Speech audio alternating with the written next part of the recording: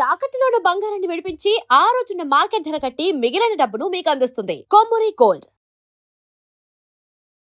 నమస్తే నమస్తే, నేను ముఖేష్. ఈరోజు మనతో పాటు ఉన్నారు శ్రీ లలితాదేవి ఉపాసకురాలు శ్రీమతి గీతా కుమార్ గారు. నమస్కారం మేడం. శ్రీ గురుభ్యో నమః, శ్రీ మాత్రే నమః. నమస్తే అండి. సో ముఖ్యంగా ఈ నెలలో పౌర్ణమి అయితే రాబోతుంది. పౌర్ణమి రోజు లలితాదేవి ఆరాధన చేయడం వల్ల చాలా మంచి ఫలితాలు ఉంటాయి. లలితాదేవికి సంబంధించిన శ్లోకాలు జపించడం వల్ల కూడా మంచి ఫలితాలు ఉంటాయి అంటారు. ఎందుకంటే అమ్మవారి బింబం చూస్తే పైన చంద్రుడి ఆకారం కూడా ఉంటుంది. సో ముఖ్యంగా ఈ పౌర్ణమి రోజు లలిత సహస్రనామాల్లో ఏ నామాన్ని చదవాలంటారు? పౌర్ణమి అంటే మనకి నిండుగా 16 కళలతో ఉన్న రోజు. కంప్లీట్గా 16 కళలు అనేటివి ఉంటాయి పౌర్ణమి రోజు. పౌర్ణమి చంద్రుడిలో ఆ కళలను మనము తీసుకోవడానికి, అంటే మన శరీరం కూడా ఆ కళలను గ్రహించడానికి మనం ఏం చేస్తున్నాము, పౌర్ణమి వెన్నెలలో లలిత సహస్రనామం పారాయణం చేయాలనేది ఇది అందరికీ తెలుసు, అందరూ చేస్తున్నారు. కానీ దీంట్లో కొన్ని తప్పులు చేస్తున్నారు. ఎలా చేయాలి, అసలు విధి విధానం ఏంటి అనేది చాలా వరకు కన్ఫ్యూజన్స్ ఉన్నాయి. ఎలా చేయాలి? పౌర్ణమి ఉదయాన్నే లేచి మనము ఖచ్చితంగా ఉపవాసం ఉండాలి. అది ఎవరు శక్తి ఉంది, ఉపవాసం చేసే శక్తి ఉంది అలాంటి వాళ్ళు ఖచ్చితంగా ఉపవాసం ఉండాలి. ఉపవాసం ఉండి భూషయనమే చేయాలి ఆ రోజు. మామూలుగా మేము పౌర్ణమి రాత్రి పూజ చేసుకుంటామని చెప్పేసి పగలంతా తినేసి పడుకొని సాయంత్రం ఏదో స్నానం చేసి అలా ఎప్పుడు చేయకూడదు. ఏ పూజ చేసినా, ఏ వ్రతం చేసినా అది మార్నింగ్ సూర్యోదయం నుండే మొదలు.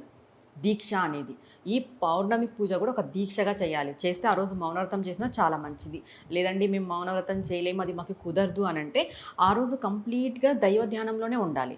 మీరు ఉపవాసం ఉండాలి, ఎవరితోనూ ఎక్కువ వాదులు ఆడకూడదు, గొడవ పడకూడదు, అమ్మవారి యొక్క ధ్యానంలోనే ఉండాలి. ఒకవేళ కొంతమందికి మంత్రజపం ఉంటుంది, మంత్రోపదేశం ఉంటుంది, వాళ్ళు ఆ మంత్రాన్ని మననం చేసుకుంటూ ఉండాలి.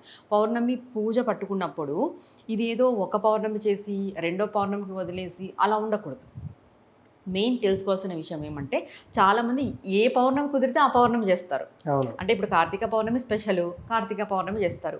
మాఘ పౌర్ణమి స్పెషల్ అని మాఘ పౌర్ణమి చేస్తారు. ఇంకా మనకి శరద్ ఋతువులో కోజాగిరి పౌర్ణమి అని అమ్మవారికి సంబంధించిన పౌర్ణమి, ఆ పౌర్ణమి అయితే ప్రతి ఒక్కరూ చేస్తారు. అలా కాకున్నట్టు మినిమం అన్నా మనం 3 పౌర్ణమిలు కంటిన్యూగా పట్టుకోవాలి.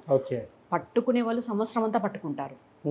అంటే ఈ పౌర్ణమి యొక్క విశిష్టత తెలిసిన వాళ్ళు సంవత్సరం అంతా పట్టుకుంటారు. లేదు అని అంటే 3, 5, 9 ఇలా పట్టుకోవాలి.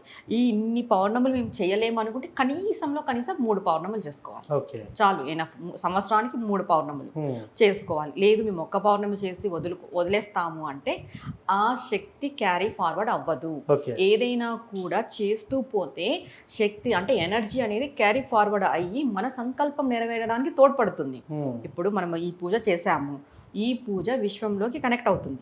ఆ విశ్వం మనకి తిరిగి ప్రతిఫలాన్ని ఇస్తుంది. ఇవ్వడానికి విశ్వం సమ్ టైం తీసుకుంటుంది. తర్వాత నువ్వు ఇంకొక పూజ చేస్తావు, ఆ పూజ కూడా విశ్వానికి కనెక్ట్ అవుతుంది. మరి నువ్వు 3వసారి చేస్తావు, ఆ పూజ కూడా విశ్వానికి కనెక్ట్ అవుతుంది. ఇక్కడ నువ్వు పూజా ప్రాసెస్ ఫలితాన్ని పెంచుతూ పోతున్నావు. అంటే విశ్వం నీకు తిరిగి అది ఇస్తూ రావాలి. అది ఇస్తూ వచ్చినప్పుడు నీకు ఎక్కువ మోతాదులో ఇస్తుంది కదా. ఇప్పుడు నువ్వు ఏదైనా ఒకటే సంకల్పం చేసి 3 పౌర్ణములు చేసుకున్నారు అనుకోండి, బలం పెరుగుతుందా పెరగదా? ఒకటే సంకల్పం చేసి ఒక పౌర్ణమి చేసుకోవడానికి, ఒక్కొక్క సంకల్పానికి ఒక్కొక్క పౌర్ణమి చేసుకోవడానికి, ఒకటే సంకల్పానికి ఒక 3, 4, 5 పౌర్ణములు చేసుకోవడానికి చాలా తేడా ఉంది. సంకల్పం ఒకటే అయి ఉండాలి, 3 పౌర్ణములు చేయాలి.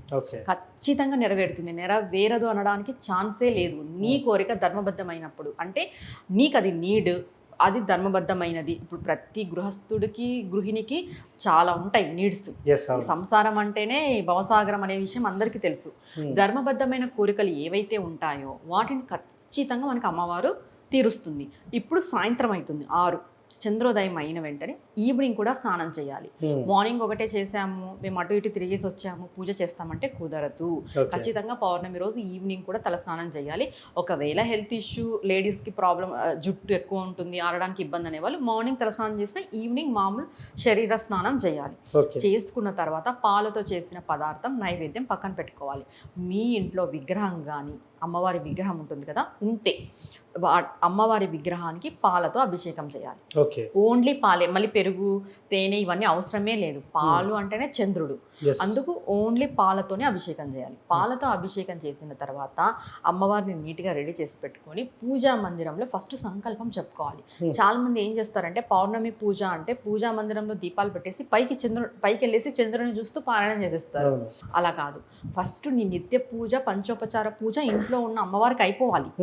అమ్మవారికి అయిపోయిన తర్వాత ఇక్కడ ఇంట్లో ఉన్న విగ్రహం కానీ ఫోటోకి కానీ నువ్వు అమ్మవారి దగ్గర చెప్పుకొని, అమ్మ ఇవాళ పౌర్ణమి నేను పైకి వెళ్ళి నీ లలిత సహస్రనామాలు అక్కడ పఠనం చేస్తాను, చంద్రుడిలో నిన్ను చూస్తూ ఎస్ అనే భావన అమ్మవారికి చెప్పుకొని మీరు పైకి వెళ్ళినప్పుడు కూడా ఒక ఆసనం తీసుకొని పోవాలి. కింద కూర్చొని చేయకూడదు. ఓకే. ఖచ్చితంగా ఏదో ఒక క్లాత్ వేసుకోవడమో లేదా దర్భాసనం వేసుకోవడమో లేదా కింద కూర్చొని వాళ్ళు చైర్ వేసుకోవడమో ఏదో ఒకటి చేసి ఆ పౌర్ణమిలో ఇక్కడ ఆల్రెడీ నైవేద్యం పెట్టింటాం, పాలతో చేసిన నైవేద్యం. అవును. తర్వాత పాలు, ఇలాచి, తేనె కలిపి ఒక గ్లాస్లో, వెండిదైతే ఓకే, ఒకవేళ మాకు వెండిది అవైలబిలిటీ లేదంటే స్టీల్ అయినా పర్వాలేదు, ప్లాస్టిక్ యూజ్ చేయొద్దు. ఎస్. ఈ పాలు ఇంత గిన్నెలో, మన అరచేయి అంత గిన్నెలో తీసుకొని పోయి పెట్టాలి. ఓకే. ఎక్కడ కరెక్ట్గా చంద్రవి కిరణాలు పడేటట్లు పెట్టుకోవాలి. దానిపైన ఏదైనా జల్లడేసినా పర్వాలేదు, ఏదైనా దుమ్ము పడుతుంది అని ఉంటే, ఓకే. లేదు క్లీన్గా ఉంది ప్రాబ్లం లేదంటే నో ప్రాబ్లం, పెట్టేసి మీరు ఆ పాలల్లో వీలైతే చంద్రుడిని చూస్తూ లలిత సహస్రనామం చేసినా పర్వాలేదు. ఓకే.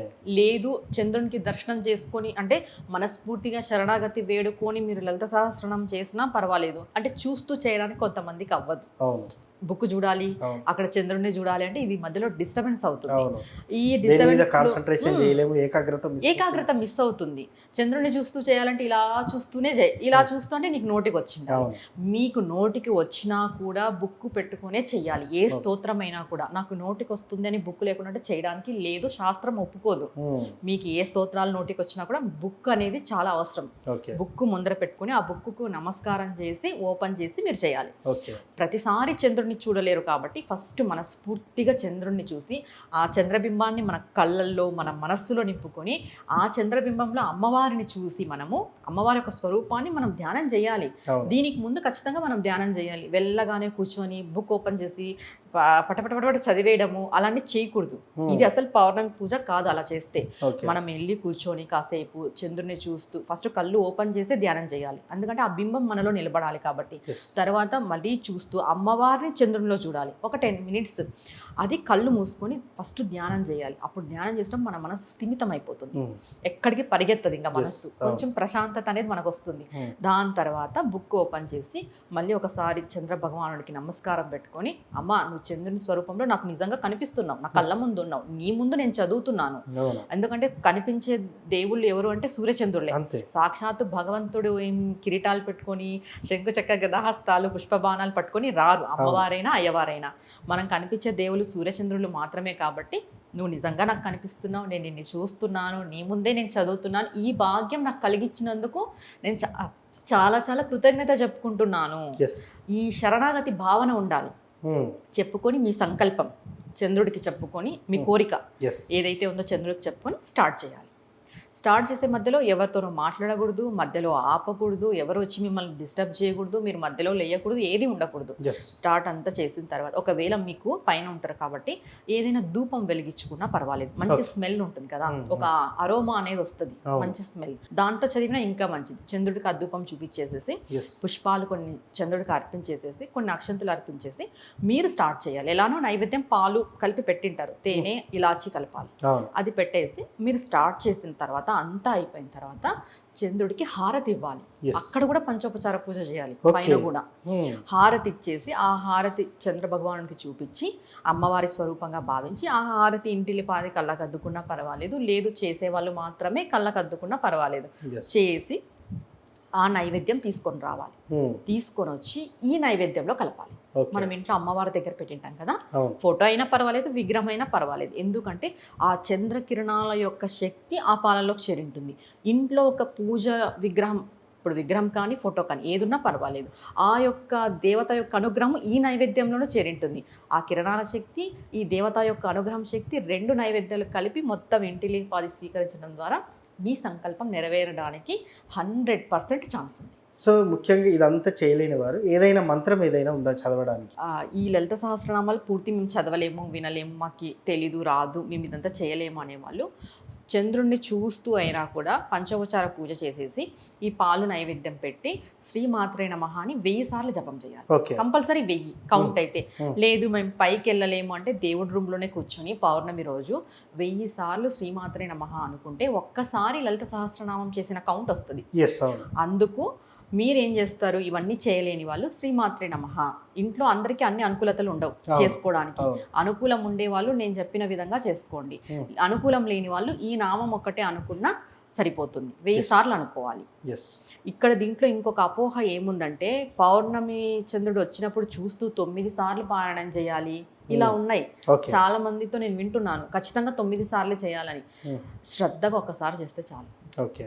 ఆ ఒక్కసారి కూడా మన మనస్సు అనేది అటు ఇటు పరిగెత్తుతూనే ఉంటుంది. ఎస్. అక్కడ కూర్చొని చేస్తున్నా కూడా Hmm. దాన్ని మనము నిలబెట్టుకొని చేస్తాం.